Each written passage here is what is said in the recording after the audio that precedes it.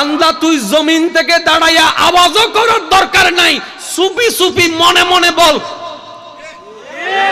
তোর ফাঁসের জনকে শুনতে দেওয়া লাগবে না, জামাই হইয়া বউকে শুনতে দেওয়া লাগবে না, বউ হইয়া জামাইকে শুনতে দেওয়া লাগবে না। বান্দা জমিনে দাঁড়াইয়া খাটের উপর শুইয়া যায় নামাজে বৈশা পুকুর পারে বৈশা যেখানে মন চাই ওইখানে যা, শুধু মনে মনে বল আস্তাগফিরুল্লাহ, মাফ করে দাও না আল্লাহ। আল্লাহ আমি যত গুনাহ করছি তার চাইতে তো তোমার রহমত অনেক বিশাল। এই এত কোটি কোটি বান্দার ভিতরে আমার মতো একটা ছোট্ট 3.5 বান্দারে মাফ করে দিলে আল্লাহ তোমার কি যায় আসে? আল্লাহ তোমার জান্নাত নাকি এত বিশাল, এক দেওয়াল থেকে আরেক দেওয়ালে যাইতে বলে 500 বছরের রাস্তা, হুজুরদের থেকে শুনছি। এত বড় রাস্তার ভিতরে আমার মতো 3.5 একটু কোনার মধ্যে ফালাই রাখলে আল্লাহ তোমার কি কমতি হইছে? দাও না, একটু দাও না, একটু দাও না, একটু দাও না। বান্দা যখন এমন করে বলতে থাকে, চোখের পানি ঝরতে থাকে, আল্লাহকে বলে ইয়া রহমান, ইয়া রহিম, ইয়া গফফার, ইয়া সত্তার, তুমি ছাড়া আমার কেউ নাই, তুমি ছাড়া আমার কেউ নাই, নবী মুস্তাফার উম্মত আমি, নবী মুস্তাফার উছিলায় আমাকে মাফ করে দাও। বান্দা যখন বলতে থাকে, এবার আল্লাহ ফেরেশতাদেরকে বলে, ও ফেরেশতা তোরা তো বলেছিলি ইবাদত করার জন্য তোরা আসস, জিজ্ঞেস করেছিলি মানুষ কেন বানাই, মানুষ কেন বানাই। ও জিবরাইল দেখ দেখ, তুই আমার সিজদা করছস আমি মানি, তুই আমার জিকির করছস আমি মানি, জীবনে কোনোদিন আমার এই পাগলা বান্দার মতো এইভাবে আদর করে আমারে ডাকছস, এইভাবে মায়া করে আমারে ডাকছস, আমার জন্য চোখের পানি ফেলছস। তোরা কেউ চোখের পানি ফেলস নাই, আমার বান্দার চোখের প্রেমময় ভালোবাসার পানি দেখার জন্য আমি বান্দাকে বানাইছি। সুবহানাল্লাহ।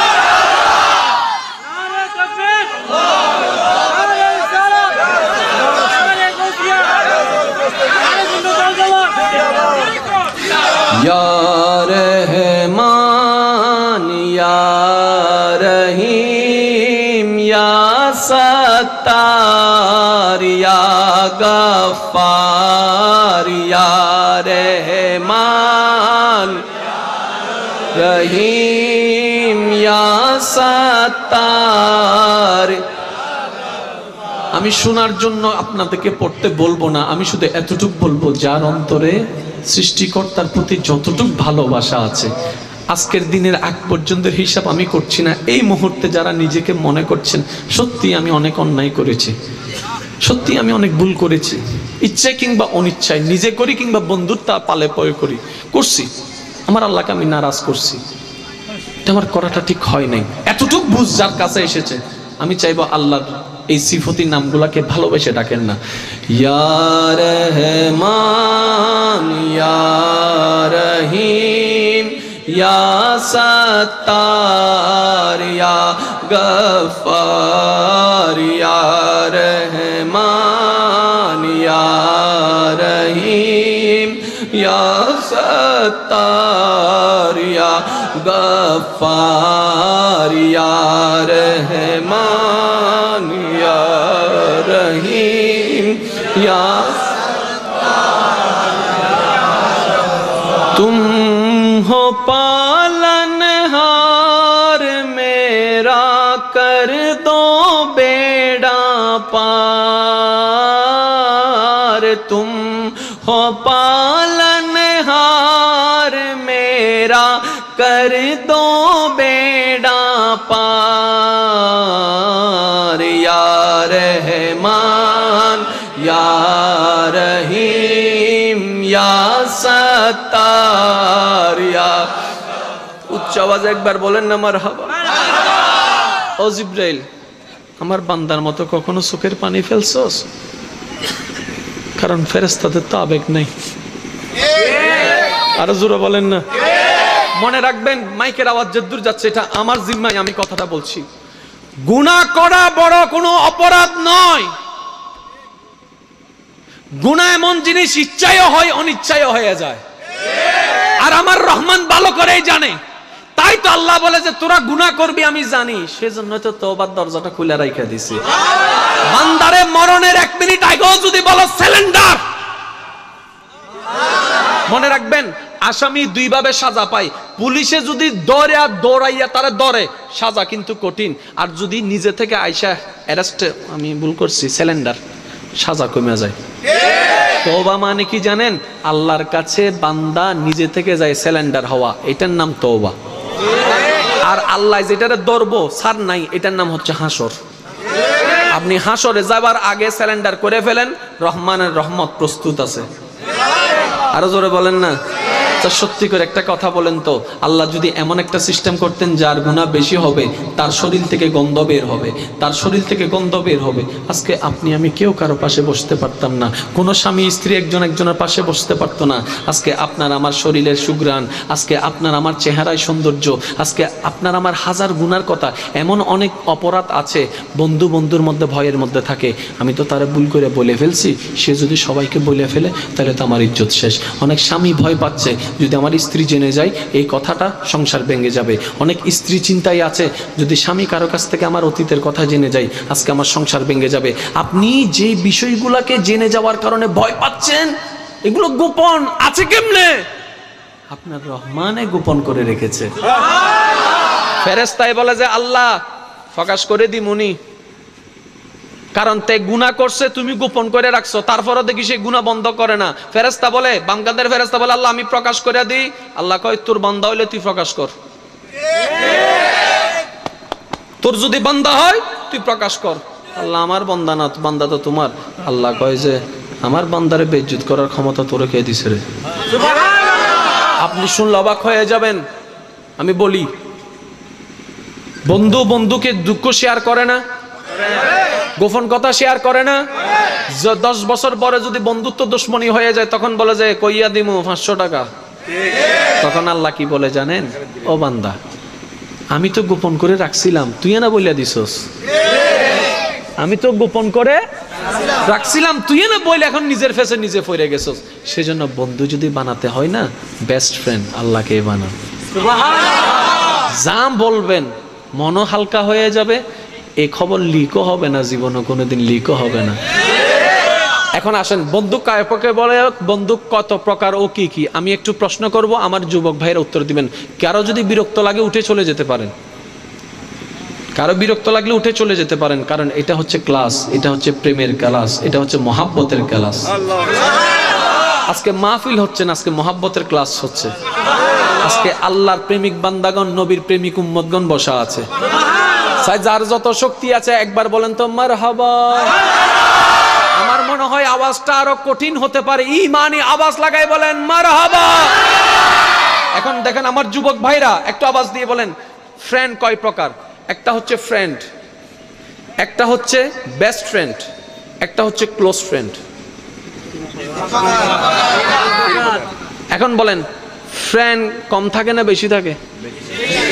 ফেসবুকে যাইয়েরা চাও না তরুণ গুজার ফানলা রান হতা, ফেসবুকে যাইয়েরা চাও না ফেরেন হদুন আছে ই যাব না ফেরেন হদু শেয়ারও নো দেখি এতগুলা ফ্রেন্ড। এখন বলেন best friend, close friend. Close friend থাকে সব সময়, বলেন না? বেস্ট ফ্রেন্ড 4 জন 5 জন 10 জন থাকতে পারে, যেগুলাকে নিয়ে আপনি ওই কি জানে বলে ওইগুলো তারা উজুর মানুষ তো না জানি এনা হদের হ্যাং আউট, কি বলে হ্যাং আউট আছে কলেজের মধ্যে ইবে ঘরে ইতারা কয়জন 10 জন 12 জনের একটা গ্রুপ থাকে। আর ফ্রেন্ড যদি হয় ভাই এটাও আমার ফ্রেন্ড, এটাও আমার ফ্রেন্ড, এটাও আমার ফ্রেন্ড, সব কলেজ ফ্রেন্ড, সব কলেজ ফ্রেন্ড, সব অবুক এদুন বন্ধু, ওদের সমস্যা নাই, ফ্রেন্ড না বেস্ট ফ্রেন্ড নত। এখন আসুন ফ্রেন্ড বেস্ট ফ্রেন্ড কিছু কিছু, বেস্ট ফ্রেন্ড ক্লোজ ফ্রেন্ড, এটা হচ্ছে আমাদের সিস্টেম। আমরা আল্লাহকে বললাম আল্লাহ আমাদের এখানে তো ফ্রেন্ড বেস্ট ফ্রেন্ড ক্লোজ ফ্রেন্ডের একটা সিস্টেম আছে, তোমারও কি এরকম কিছু আসেনি? আল্লাহ বলে যে তোদের আছে তো আমার থাকবে না? আল্লাহ তোমার আছে কই? আছে তো। আল্লাহ তোমার ফ্রেন্ড কে? আল্লাহ পাক বলে যত ওলি আল্লাহ সবাই আমার ফ্রেন্ড, যত সাহাবা সবাই আমার ফ্রেন্ড। সেজন্য না মাইলে ফিরের ওলিও বেশি, সাহাবাও বেশি। এবার বলেন বেস্ট ফ্রেন্ড কিছু কিছু, বেস্ট ফ্রেন্ড আল্লাহ তোমার বেস্ট ফ্রেন্ড আসেনি? কয় আছে তো। আল্লাহ তোমার বেস্ট ফ্রেন্ড কে? কয় আদম থেকে ঈসা সবগুলো। আরো জোরে, আদম আমার বেস্ট ফ্রেন্ড, মুসা আমার বেস্ট ফ্রেন্ড, ঈসা আমার বেস্ট ফ্রেন্ড। মনে রাখবেন, বেস্ট ফ্রেন্ড শব্দটা শুনতে আল্লাহর সাথে একটু অমিল লাগছে, কিন্তু আপনাদেরকে বোঝানোর জন্য আমাকে শব্দটা ব্যবহার করতে হচ্ছে, কারণ বক্তার কাজ হচ্ছে শ্রোতাদেরকে বুঝাই দেওয়া, বক্তার কাজ হচ্ছে শ্রোতাদেরকে বুঝাই দেওয়া। কথা বলেন ঠিক না ভাই? ঠিক। আল্লাহ বলছেন আদম আমার বেস্ট ফ্রেন্ড, মুসা আমার বেস্ট ফ্রেন্ড, ঈসা আমার বেস্ট ফ্রেন্ড, দাউদ আমার বেস্ট ফ্রেন্ড। আল্লাহ পাইলাম তো তোমার বেস্ট ফ্রেন্ড প্রায় 1,24,000 আনুমানিক। আল্লাহ তোমার ক্লোজ ফ্রেন্ড নাই? কয় আছে তো। আল্লাহ কে? কয় তোদের নবীটা আর কি। আল্লাহ কয়জন? আরো জোরে, আরো জোরে, আরো জোরে। আল্লাহ বলে যে আমার ফ্রেন্ড কে? যতগুলা ওলি এসেছে, আছে, আসবে, যতগুণ সাহাবা আছে সবাই আমার ফ্রেন্ড, আমার ফ্রেন্ডের দলে।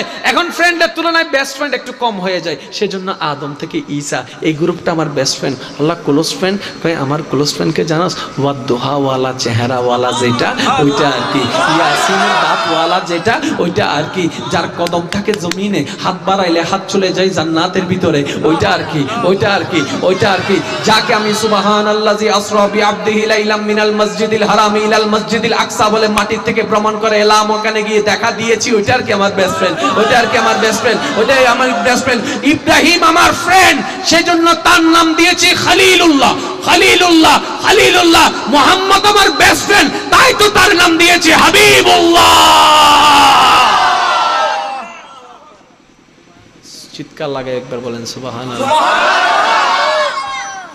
এখন আমি মূল কথায় একদম গোছাই আনছি।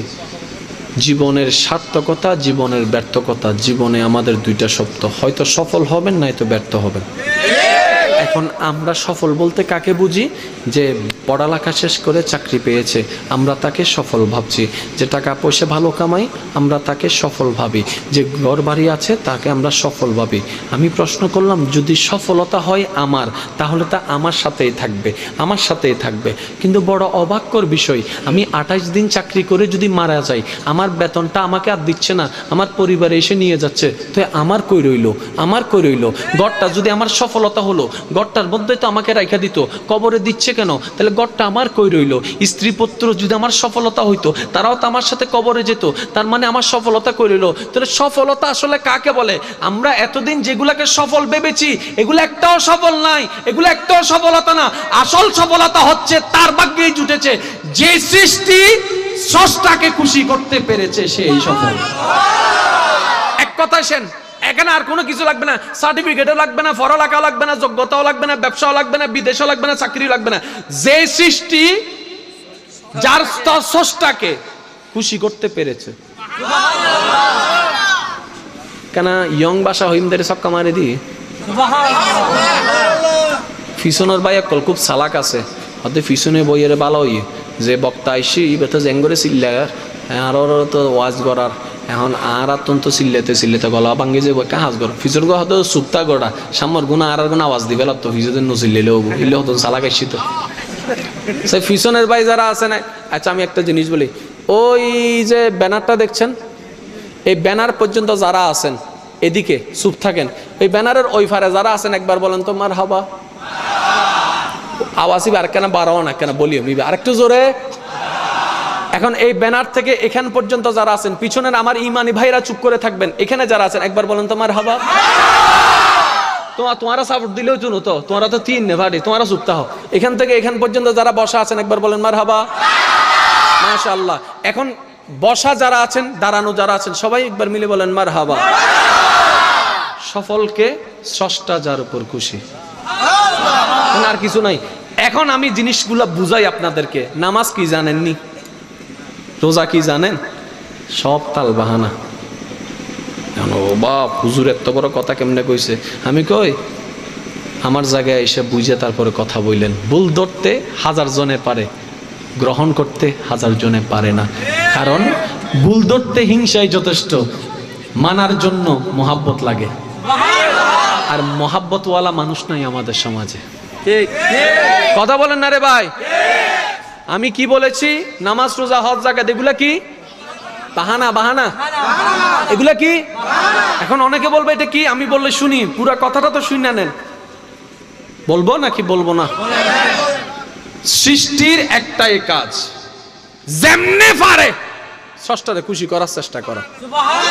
এই খুশি করার জন্য কেউ নামাজের মধ্যে দাঁড়াই গেছে, কেউ রোজা রাখতেছে, কেউ 4 লাখ টাকা খরচ করে হজে চলে যাচ্ছে, কেউ নিজের টাকা থেকে দান করে সদকা করে দিচ্ছে, কেউ যাকাত দিয়ে দিচ্ছে। কিরে ভাই, আপনি নামাজ পড়লে আল্লাহর ক্ষমতা বেড়ে যাবে?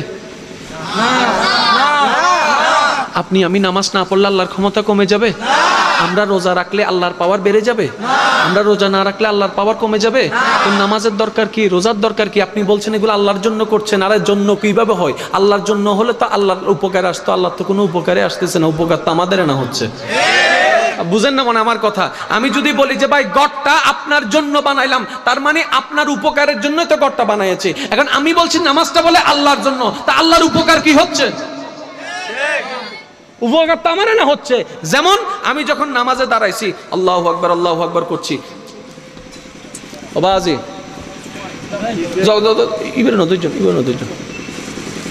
আমরা যখন হাতটা উঠে নামাজটা পড়ি, ব্যায়াম হচ্ছে তো আমার না।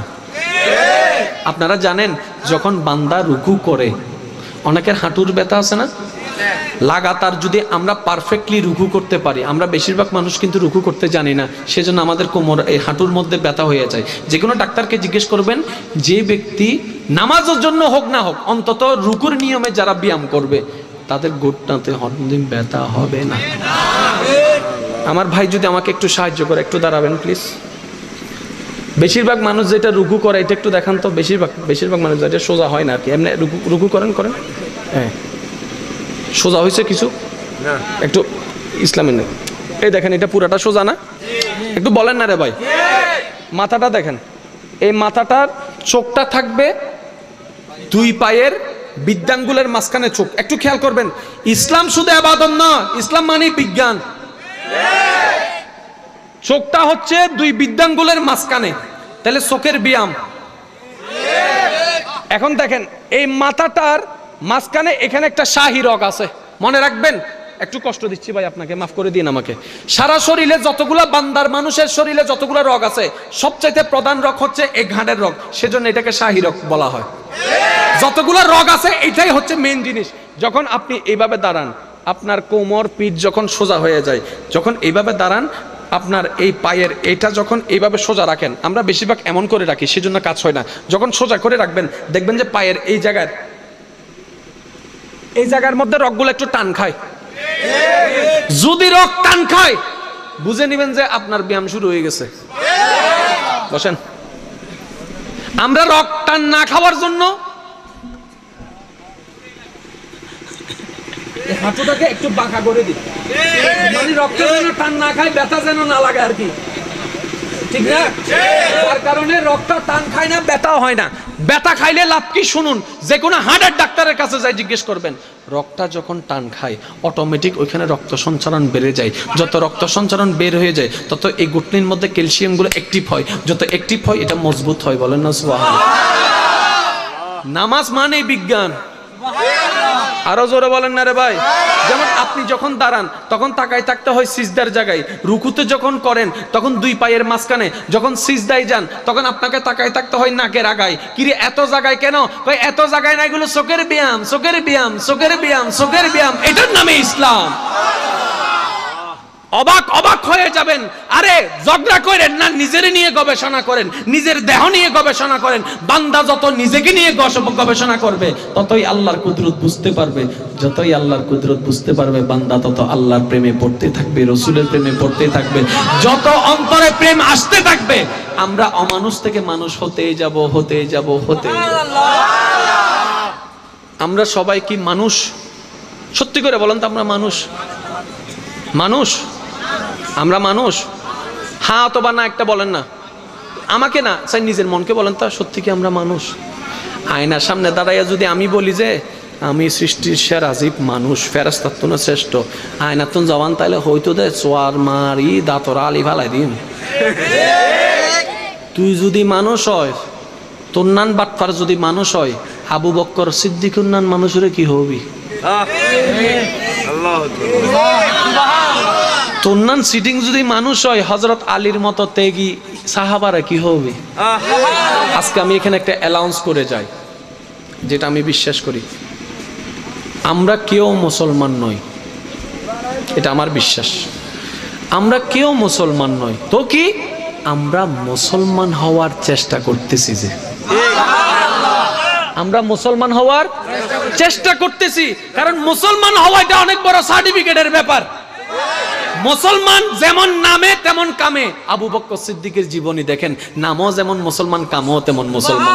হযরত ওমরের মতো মুসলমানকে দেখেন, নামও যেমন মুসলমান, কামেও মুসলমান। তো আমরা কি, আমরা মুসলমান নই ভাই, মুসলমান নই ভাই। আল্লাহ যদি দয়া করে মুসলমান বানাই দেয় তাহলে তো আর কোনো কথাই নেই। আমরা মুসলমান হওয়ার চেষ্টা করতেছি, চেষ্টা করতেছি, চেষ্টা করতেছি। তাই তো নামাজ, রোজা, হজ, যাকাত এগুলো করার চেষ্টা করি, পারি না করতে, করার চেষ্টা করি।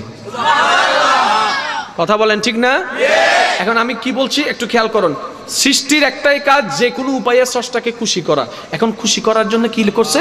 নামাজ একটা বাহানা, রোজা একটা বাহানা, হজ একটা বাহানা, জাকাত একটা বাহানা, দান সদকা একটা বাহানা, এতিম বাচ্চাকে পড়ালেখা করানো একটা বাহানা। যার বাপ নাই এমন মেয়েকে সুন্দর করে বাবার দায়িত্ব হয়ে, ভাইয়ের দায়িত্ব হয়ে দাঁড়াইয়ে বিয়ে দিয়ে দেওয়া, এটা একটা বাহানা। স্ত্রীর উপর হক আদায় করা বাহানা, স্বামীর হক আদায় করা বাহানা, যার যার সম্পদ তাকে তাকে বুঝাই দেওয়া, লোভটাকে মেরে সম্পদ বুঝাই দেওয়া, এগুলো সব বাহানা। আমি বললাম ভাই করো কি? কয় সওয়াবের জন্য। কয় না না, সওয়াব কাকে বলে শুনেন, আল্লাহ খুশি হইলেই সওয়াব দেয়। সবাই যদি গরমে বসতে পারে, আমিও গরমে বসতে পারবো, সমস্যা নেই। আপনি যে দাঁড়াইছেন এই জন্য আপনাকে মোবারকবাদ, বসেন। আমার ভাইয়েরা চালাক আছে তো, অর্ধেকটা গরম সহ্য করে দিয়ে জান্নাতের এসির বাতাস খাইবার লাই। আর একা বাদ দিতে বা আজি উদুসুন যাই বলে আরো লই যাইও, কিন্তু যাইও ফালাই ন যাইও। এন্ডাকে আরে লগিলে তত হমি যাব না ভাই, তো দিবে যায় না বাগ করি। এর সমস্যা কি? আরো জোরে বলেন না। মনে রাখবেন, নিজে খাইলে পেট ভরে, অন্যরে খাওয়াইলে পেটও ভরে, মনও শান্তিতে ভরে যায়। নিজে ঘুমাইলে শান্তি লাগে, অপরকে ঘুমাইতে সুযোগ করে দিলে মনুষ্যত্ব শান্তি হয়ে যায়, নিজের ভিতরে একটা সওয়াবের একটা মহাব্বতও আসে। এটার নাম ইসলাম। এটার নাম কি? মনে রাখবেন। এখন আমরা বাহানা শুরু করে দিলাম। কিরে, স্রষ্টা একটাই কাজ সৃষ্টির, সেটা হচ্ছে স্রষ্টাকে কি করা?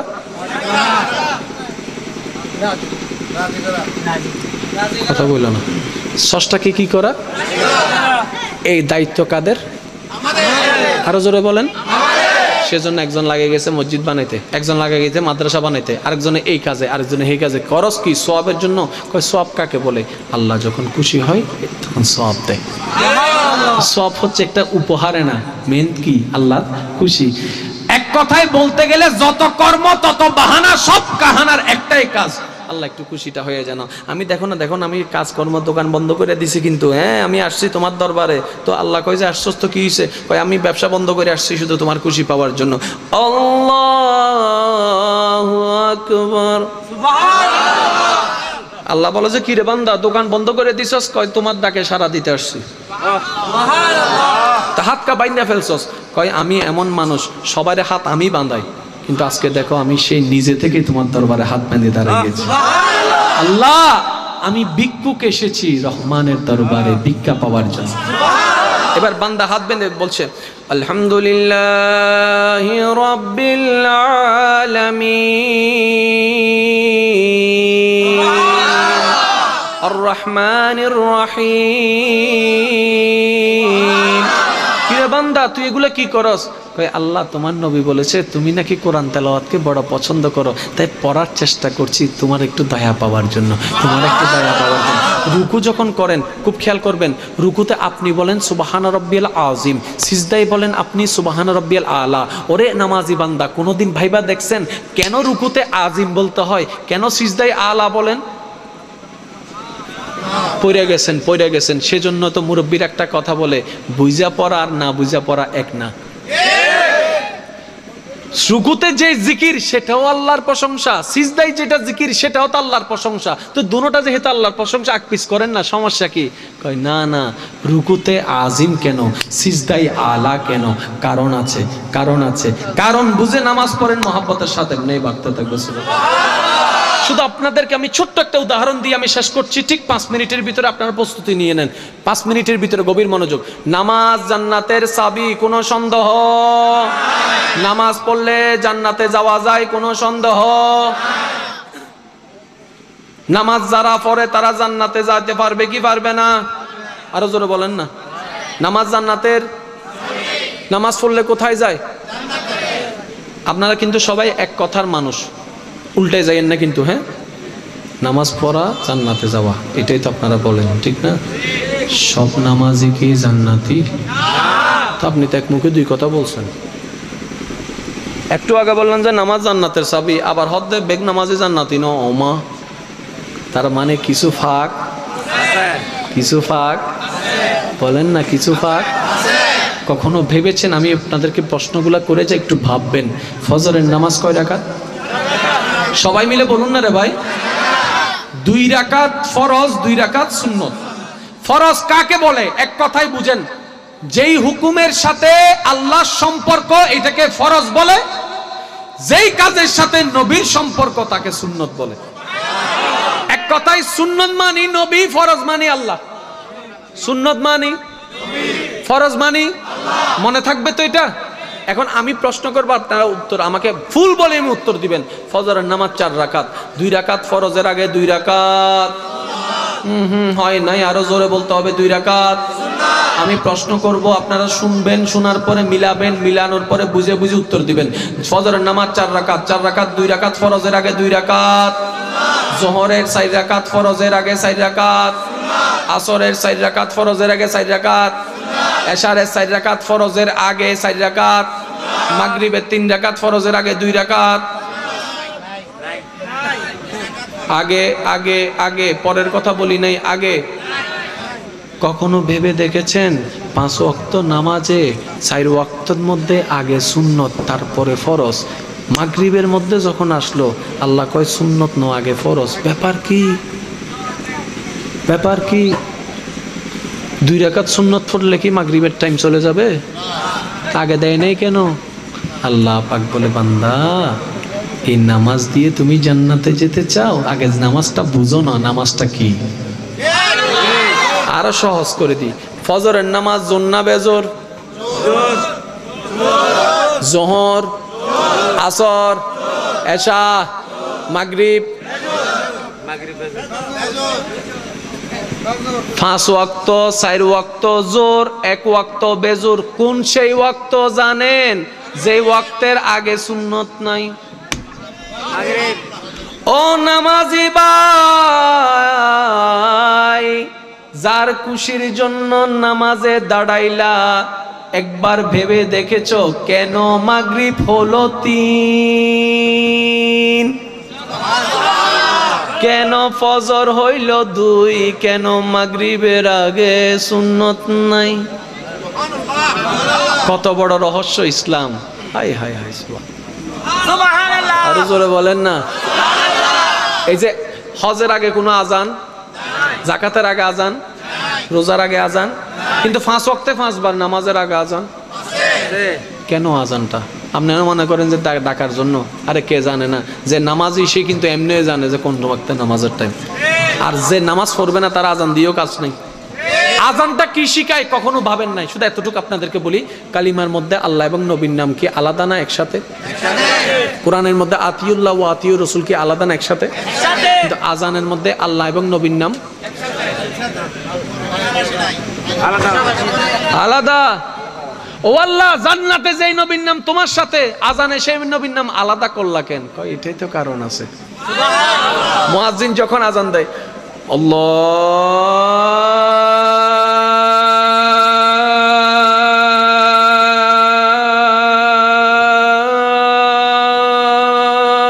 আল্লাহু আকবার, আল্লাহু আকবার। কি বলতে চাই মুয়াজ্জিনে? মুয়াজ্জিনের কি ঠেকা পড়ছে আজানটা দেওয়া, নাকি আপনি মনে করছেন মুয়াজ্জিনে আজান দিয়ে টাকা কামাই? না না না না না না না, মুয়াজ্জিন এখানে চাকরি না করলে অন্য জায়গায় করে আল্লাহ চলাই নিত তো। সুবহানাল্লাহ। মুয়াজ্জিনের এটা দায়িত্ব না, এটা ডিউটি না। মুয়াজ্জিন কেন দিচ্ছে এটা? আপনারা মনে করছেন মুয়াজ্জিনকে টাকা দিয়ে রাখছেন? না, মুয়াজ্জিন থেকে, ইমাম থেকে, খতিব থেকে আপনাদেরকে আল্লাহর দায়ভার থেকে বাঁচাইছে। তাহলে আল্লাহর ঘরের মর্যাদাকে রক্ষা করতো ইমাম, মুয়াজ্জিন, খতিব করছে। এখন ওনারা যদি দায়িত্ব ছাইরা দেয়, আপনারা কি করবেন? কই ফালায় রাখবেন? আল্লাহর ঘর যদি ফালায় রাখেন, গজব তো আসবো তখন। সুবহানাল্লাহ। সেজন্য ইমামকে কখনো বেতন দেওয়া যায় না, মুয়াজ্জিনকে বেতন দেওয়া যায় না, আপনার ওই খতিবকে বেতন দেওয়া যায় না। কি দিতে হয়? ওনাদেরকে প্রতি মাসে হাদিয়া দিতে হয়, যেটা বেতন না। আরো জোরে বলেন না। আলেমের কখনো বেতন হয় না, হাদিয়া হয়। যারা কোরআন পড়াবে আপনার সন্তানকে, তাদেরকে বেতন নয়, হাদিয়া। কেন? এটার বেতন দিতে হয় শুধু নিজের কর্মচারীকে বেতন দিতে পারে, মুয়াজ্জিন তো আল্লাহর কর্মচারী। আরো জোরে বলেন না রে ভাই। ইমাম তো আল্লাহর কর্মচারী। কেমনে? গটকার আল্লাহর। তা আল্লাহর ঘরে যিনি চাকরি করে তিনি কার কর্মচারী? আল্লাহর। আল্লাহ না বেতন দিবে, আপনি কি দিবেন? তো আপনি দিচ্ছেন, এটা বেতন না, এটা হাদিয়া। আরো জোরে বলেন না। আজান তো শুনে ফেললেন, এবার দেখেন আশহাদু আল্লা ইলাহা ইল্লাল্লাহ